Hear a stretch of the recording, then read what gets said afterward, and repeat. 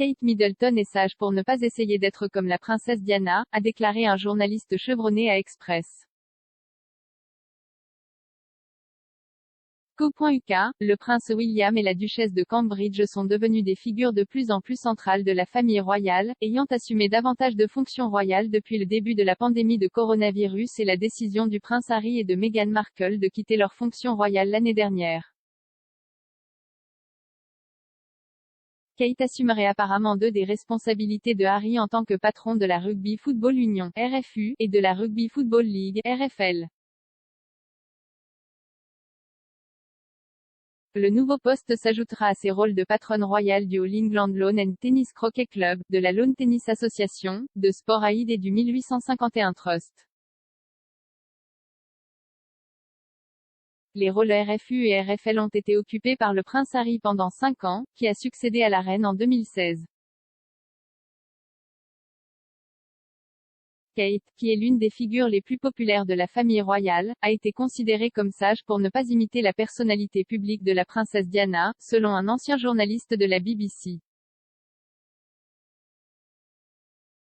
Kevin Connolly a déclaré à Express.co.uk, Diana a placé la barre incroyablement haut pour que quiconque puisse être comparé directement à elle. Je pense que la duchesse de Cambridge a très sagement décidé et a été très sagement guidée vers l'établissement d'un type de personnalité publique très différent. Il n'y a aucun sens à propos de Kate Middleton qu'elle aspire à faire la une des journaux glamour de Diana, danser avec Wayne Sleep, danser à la Maison Blanche ou porter ces extraordinaires robes de bal qui ont fait la une du monde. La duchesse de Cambridge est clairement en train de devenir un rôle et elle-même façonne un rôle qui consiste à être l'épouse du futur roi, à être la reine, à être la mère du garçon né pour être roi. Elle a trouvé un rôle auquel je pense que les Britanniques sont extrêmement attachés. Monsieur Connolly a ajouté, je ne pense pas que quelqu'un d'autre va combiner ce caractère radieux, ce sens du glamour, ce sens de la compassion avec ce sens de l'espièglerie que Diana a apporté à toutes ces choses. Je suis sûr que les membres de la famille royale se retrouveront encore longtemps comparés à elle, certainement après que ma génération soit partie depuis longtemps. En tant que correspondant de la BBC à Paris dans les années 1990, Kevin Connolly a couvert les séquelles immédiates de la mort de la princesse Diana dans un accident de voiture dans la capitale française.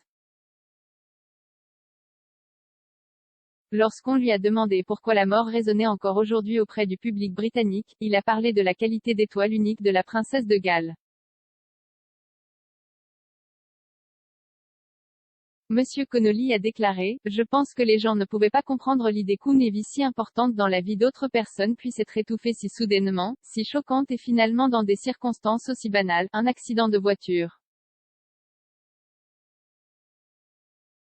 Je pense qu'il était clair avant même qu'il ne soit vraiment établi qu'elle était morte que Diana était tout simplement la figure la plus captivante et la plus aimée de notre vie.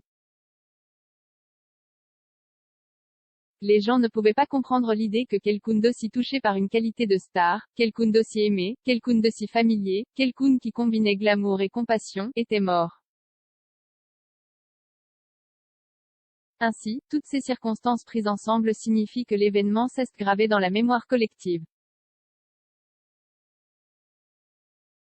On me pose encore plus de questions que sur tout autre événement de ma vie professionnelle. Kevin a parlé de ses expériences en tant que journaliste sportif à Paris dans un épisode du podcast We Interrupt This Broadcast, dans lequel lui et d'autres diffuseurs ont discuté de ce que c'était que de faire un reportage sur l'une des plus grandes histoires de la décennie. Le biopic de Diana, Spencer, avec Kristen Stewart, sera présenté en première à la Mostra de Venise en septembre. Le film se concentrera sur la rupture du mariage de Diana avec le prince Charles sur une période de 3 jours dans les années 90, lors de l'une de ses dernières vacances à Sandringham.